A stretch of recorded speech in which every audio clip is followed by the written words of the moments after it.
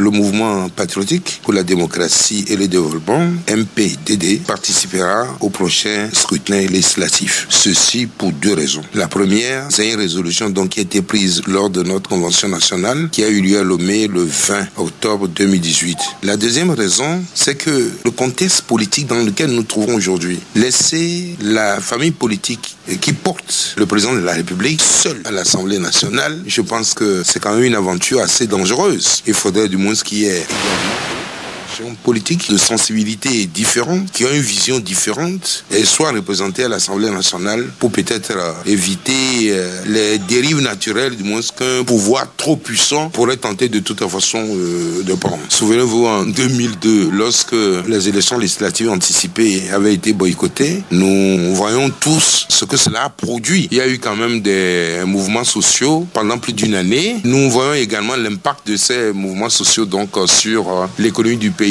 et sur le quotidien des Togolais. Non, je comprends ces revendications, mais je pense qu'à un moment donné, il faut avoir le courage de s'arrêter, de discuter pied à pied et de trouver un minimum de consensus pour pouvoir du moins aller à ces élections. Mais je pense que nos amis de la C14 peut-être ne sont pas dans cette vision. S'ils ne pouvons pas du moins dans l'immédiat arriver à un changement radical, qu'est-ce qu'on fait? Bon, ok, on pratique la politique de la chaise vide. Personne ne se réjouit de la situation. Et pour nous, nous refusons la politique de la chaise vide. Bon, vous voulez laisser Uni seul aller? Uni peut décider demain donc que la durée du mandat présidentiel est de 7 ans, renouvelable donc à volonté. Vous feriez quoi par rapport à ça? Nous y allons, non pas pour accompagner qui que ce soit, mais pour porter en tout cas les aspirations populaires d'une partie de la population qui veulent être gouvernés autrement, qui veulent vivre dans un pays qui leur offre un avenir en confiance, qui veulent vivre dans un pays qui les accompagne, qui les protège et qui leur permet donc de s'épanouir. Voilà le véritable enjeu, les raisons pour lesquelles nous avons décidé, MPDD, de prendre part à cette compétition. Je pense que dans l'opposition, il faut qu'on se respecte. Il faut vraiment qu'on se respecte.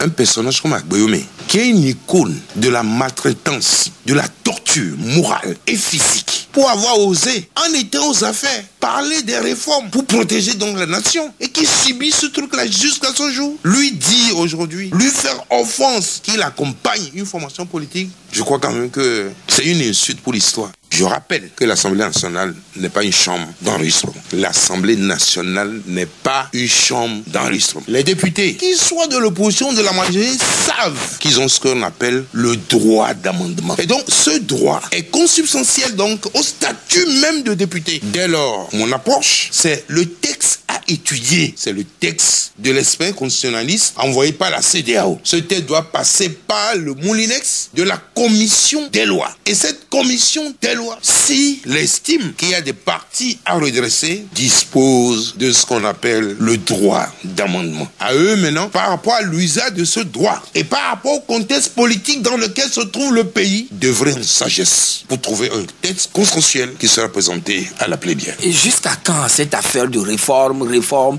et qui fait traîner le pays alors que c'est l'article 59 qui pose encore problème aujourd'hui? Moi, je pense que c'est une question de volonté politique. Le micmac dont l'Assemblée fut le théâtre il n'y a pas longtemps, à l'ouverture des travaux, c'est l'ancien texte envoyé par le gouvernement à l'Assemblée nationale qu'on présente, les députés de l'opposition sortent, après on amène le texte de la CEDEAO, la majorité. Je pense quand même qu'une assemblée, c'est un ensemble de représentants de la nation. Il faudrait donc qu'il y ait un petit peu de discipline et que l'ordre d'exécution des travaux soit fait, du moins ça avec beaucoup plus de rigueur et que l'intérêt de la nation prévale. Mais je répète bien que les députés ont un droit d'amendement. Mais maintenant, nous sommes dans un contexte particulier. Est-ce qu'on va donner des instructions que pour telle raison, et chers amis, n'enlevez pas une virgule, n'ajoutez pas un autre mot? Je ne sais pas. Mais je dis que partout dans le monde, les députés disposent de ce qu'on appelle un droit d'amendement. Je m'adresse aux deux bords. Soyons sages. Regardons l'intérêt de la nation. Ayons conscience que le Togo est une propriété collective, que nous avons le devoir de le protéger, de le faire fructifier, de le faire avancer aux uns et aux autres. Je demande la modération. Vous savez, quand le soleil se lève, il se couche. Si la nuit est longue, elle finira un jour. Que tout le monde ait de la patience et surtout qu'ils aient confiance à Dieu. Parce que